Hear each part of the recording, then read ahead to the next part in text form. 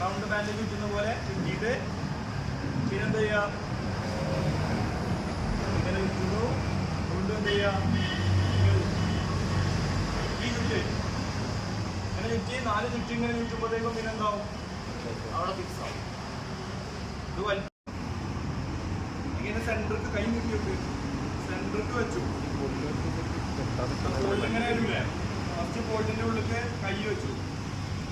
എന്നിട്ട് എന്ത് ചെയ്തു, അങ്ങോട്ടും ഇങ്ങോട്ടും ഇങ്ങനെ വെച്ച് അവസാനമാകുമ്പോൾ ഈ ഭാഗം പുള്ളിയാൾക്ക് എന്നിട്ട് ഇതിൻ്റെ ഉള്ളിലേക്ക് കൈ വെക്കുക. സിമ്പിള്. ഇതിൻ്റെ ഉള്ളിലേക്ക് കൈ വെച്ചിട്ട് എന്ത് ചെയ്യുക,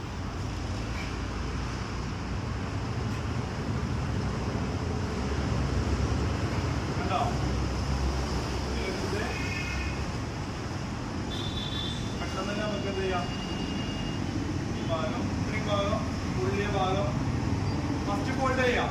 മനസ്സിലായോ? ഫസ്റ്റ് അപ്പോൾ ആദ്യം ഇതൊക്കെ ആണെങ്കിൽ നമ്മൾ എങ്ങനെ റൗണ്ട് ബാൻഡേജ് കൊടുക്കുക.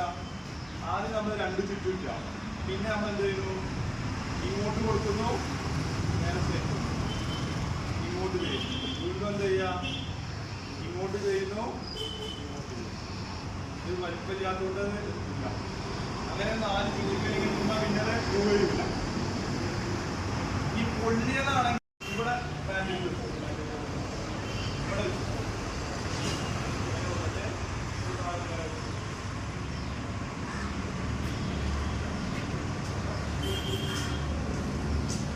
ഇങ്ങനെ എന്ത് ചെയ്യും, ഇവിടെ കെട്ടിയോ ഇത് ടൈറ്റായിട്ടാണ്.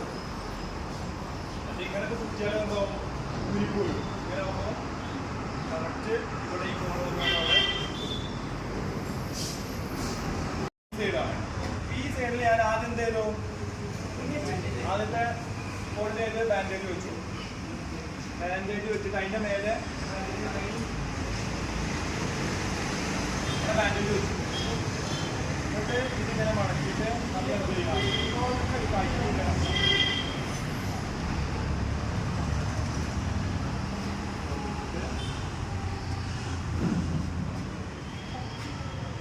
താഴ്ച കഴിഞ്ഞ് ഫോഴ്സ് വന്നില്ലേ, നല്ല ടൈറ്റ് വന്നില്ലേ. ഇവിടെ മറ്റേ കാറ്റ് ചുറ്റി ഫോഴ്സ് കൊടുക്കാൻ പറ്റുമോ? ഈ സൈഡ് ഫ്രീ ആണ്, ഈ സൈഡ് പ്രഷർ വരുന്നില്ലല്ലോ. അത് ഇങ്ങനെ കെട്ടി കൊടുത്താൽ ഇവിടെ ആ പ്രസ്സിൽ നമുക്ക് ചെയ്യാം. ഇത്ര വേണ്ടത്ര നമുക്ക് ടൈറ്റ് കൊടുക്കണ്ട. അതിനനുസരിച്ച് നമുക്ക് കൈ പൊക്കാൻ എന്തെങ്കിലും ബുദ്ധിമുട്ടുണ്ടെങ്കിൽ പൊക്കിയിട്ട് റിലാക്സ് ചെയ്ത് കൊടുക്കാം.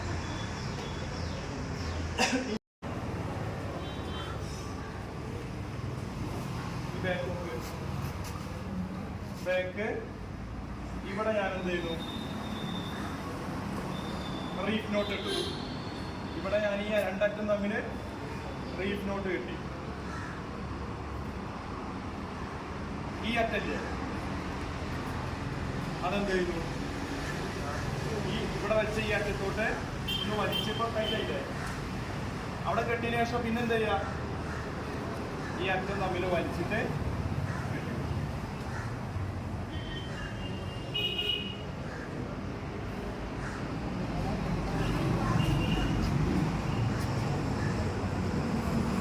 ഭാഗം ഇവിടെ ബാൻഡേജ് വെച്ചിട്ടുണ്ടെങ്കിൽ ആ ബാൻഡേജ് ഇവിടെ എന്തോ പ്രസ്സായിട്ട് നടക്കും.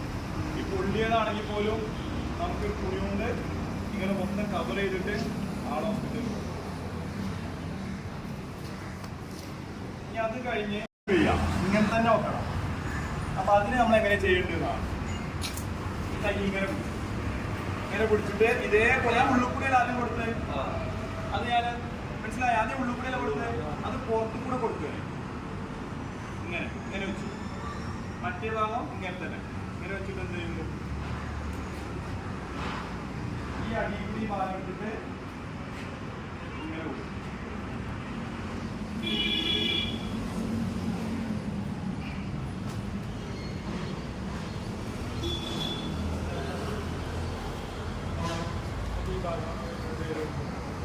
ഈ കോർണർ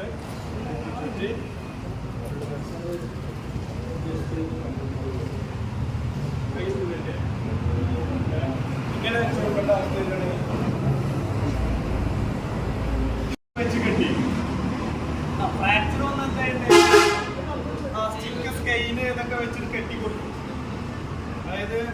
ഡിസ്ലൊക്കേറ്റ് ഇവിടെയൊക്കെ പൊട്ടി മാറി നിൽക്കുക. അപ്പോൾ അവിടെ തമ്പൊക്കെ വെച്ച് കെട്ടിക്കൊണ്ട് എന്നിട്ട് നമ്മൾ സപ്പോർട്ട് ചെയ്ത് നിർത്തുന്നതാണത് അടുത്തത്.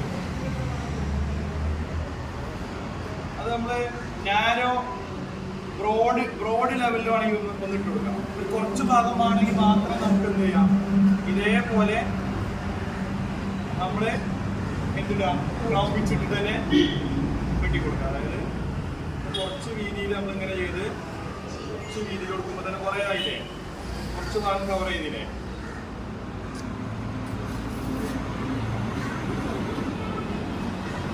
കുറച്ചും കൂടി നമുക്ക് എന്ത് ചെയ്യാം, സ്പേസ് ഇട്ടിട്ട് കൊടുക്കാം. ഇനി നമ്മൾ മൊത്തം ചെയ്യുമ്പോൾ നമ്മളിത് എടുത്തിട്ട് എന്ത് ചെയ്യുന്നു, ഈ ഭാഗം ഇങ്ങനെയാണെങ്കിൽ അപ്പെക്സ് ഇല്ല, അപ്പെക്സ് ശ്രദ്ധിച്ചോ, അപ്പെക്സ് ഭാഗം നമ്മൾ എന്ത് ചെയ്യാം, ഇങ്ങനെ ഇങ്ങനെ ഉള്ളിലൂടെ കേട്ടോ. അപ്പെക്സ് എന്ത് ചെയ്യുന്നു, ഉള്ളിലേക്ക് ഇങ്ങനെ വെച്ചു കൊടുക്കും കേട്ടോ. ഈ ഭാഗം ഇങ്ങോട്ട് വെച്ചിട്ട്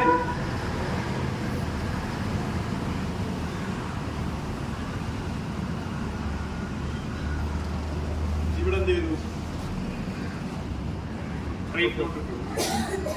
ഈ എന്നിട്ട് ഇത് നമ്മളിങ്ങനെ ചുരുട്ടിയിട്ട് അങ്ങനെ ചുരുട്ടിയിട്ട് എന്ത് ചെയ്യാം, ഇതിൻ്റെ ഉള്ളിൽ ഇങ്ങനെ വെച്ചു കൊടുക്കാം. ലൂസായിട്ട് കംഫർട്ടല്ലേ, അത് നല്ല കംഫർട്ടായിട്ട് ഫുൾ ആം സ്ലിങ്ങാണ്. ഈ ആം മൊത്തം നമ്മൾ സ്ലിങ് ഇട്ടിട്ട് ഫുൾ സപ്പോർട്ട് ചെയ്യും. ഇനി ഷോ ഇങ്ങനെ ഇട്ടിട്ട് രണ്ട് സൈഡിലും വരും കണ്ടോ. കളറിച്ചിട്ടിട്ട് എന്ത് ചെയ്തു, റീഫ് നോട്ട് ഇവിടെ കെട്ടിക്കൊടുക്കാം. അത് സ്മാൾ ആം സ്ലിങ് കേട്ടോ, ചെറിയ. ഇനി നല്ല